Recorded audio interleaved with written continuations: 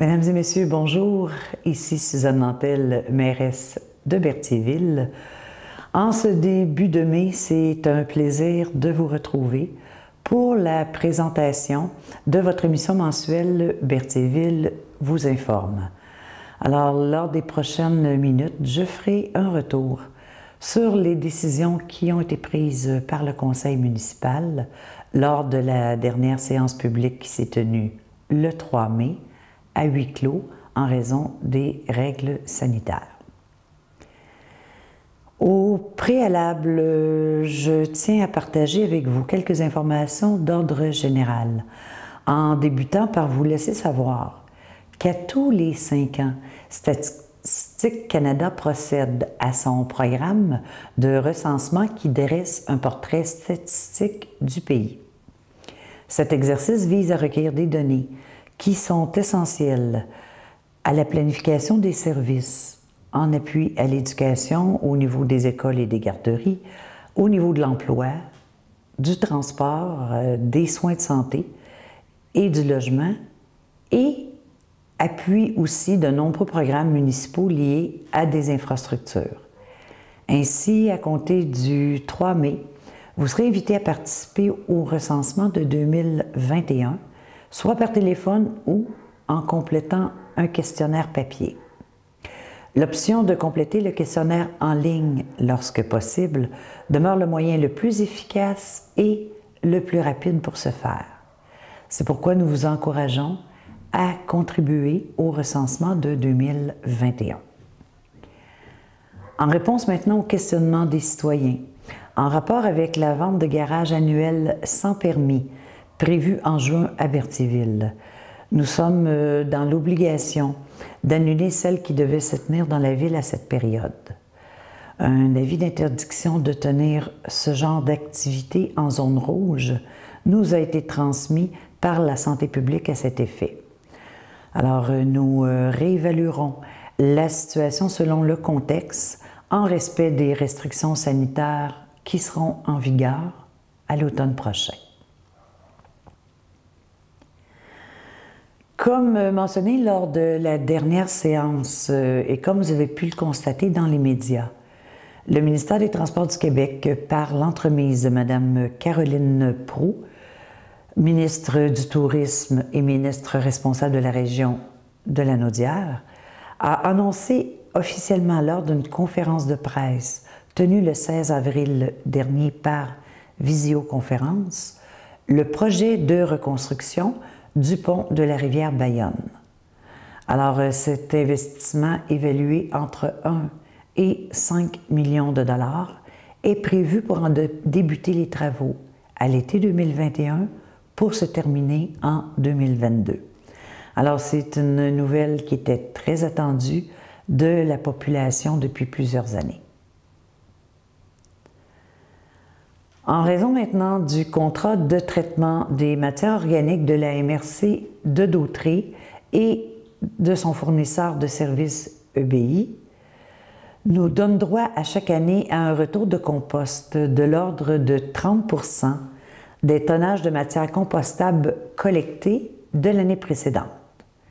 Ainsi, Berthierville a droit à un retour de 43,98 tonnes métriques à redistribuer. C'est pourquoi le conseil municipal a retenu de procéder à une distribution de compost qui se tiendra le 29 mai prochain à compter de 9 h et ce jusqu'à 16 h ou dès qu'il y a épuisement du compost et se tiendra dans le stationnement du parc du Chenal du Nord où vous devez utiliser l'entrée par la rue de Montcalm. Le service de la patrouille verte de la MRC de Dautré sera aussi sur place lors de cette journée pour vous donner différents conseils et répondre à vos questions. La séance a par la suite débuté par la présentation des états financiers vérifiés de la Ville pour l'année 2020, réalisés par la firme Michaud et Clément, états financiers qui ont été acceptés par le conseil municipal. Alors, le résultat de l'exercice financier pour 2020 nous démontre un excédent de fonctionnement de l'ordre de 1 230 786 $.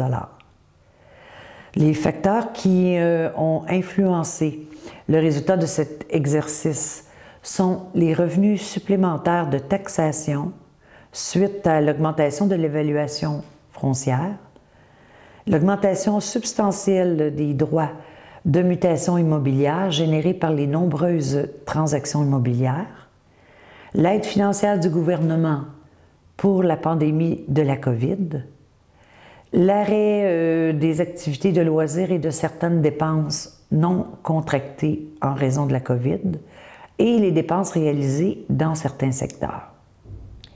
Alors, je vous invite à consulter le site web de la Ville pour consulter toute l'information relative aux états financiers 2020 et aussi du rapport de l'auditeur. Alors, c'est ce qui complète le volet financier de la Ville. Conformément maintenant aux articles 29.9.1 et 14.7.1 de la loi sur les cités et villes, Berthierville se joint à l'Union des municipalités du Québec et à son regroupement d'assurance de cyberrisque à compter du 1er juillet 2021. À titre de membre du groupe, la Ville de Berthierville procédera à l'inscription de tous les employés municipaux ayant accès à un ordinateur, tablette ou autre outil connecté au réseau de la municipalité et travaillant sur un ordinateur, que ce soit en télétravail ou dans les locaux de la municipalité, à la formation obligatoire cybercomportement à risque. Cette formation est dispensée au coût de 12 $ par participant et fait suite aux demandes de réclamation résultant de cyberattaques qui sont en hausse. Il a aussi été question par voie de résolution d'adopter la politique de prévention du harcèlement et de l'incivilité et de la violence au travail. Alors, cette politique est adoptée en raison de notre obligation comme employeur selon la loi sur les normes du travail. Il s'agit aussi de réviser la politique de harcèlement psychologique qui avait été adoptée en octobre 2005. Nous avons par la suite procédé à l'embauche de M. Nicolas Lambert à titre de personne salariée temporaire au service des travaux publics pour la période débutant le 17 mai et se terminant le 17 septembre 2021, aux conditions prévues à la Convention en vigueur. Nous avons aussi octroyé à Entreprise Berthier Incorporée le contrat de réfection des 2 sentiers piétonniers situés au Parc Kennedy au coût de 3 200 $, tel que détaillé sur l'offre de service. Le conseil municipal a par la suite autorisé le paiement à l'Association du hockey mineur de Berthierville d'une contribution de 19 % des frais de glace pour les résidents de Berthierville au niveau compétitif pour la saison 2020-2021, ce qui représente un montant de 791 $. Il a aussi été résolu d'octroyer un mandat à Maître Rino Soucy de la firme DHC Avocats pour la gestion de la descente de bateaux, la réglementation relative au stationnement de véhicules avec remorque à bateau sur le territoire de la Ville, ainsi que pour la réglementation relative à l'amarrage de bateaux aux infrastructures municipales, et ce, pour un montant maximum de 2 500 $. Nous avons de plus autorisé un projet résidentiel intégré sur le lot qui est situé au 260-262 rue Crémazie, soit un nouveau bâtiment de 2 logements selon les plans d'architectes qui nous ont été transmis et qui respectent les critères d'évaluation.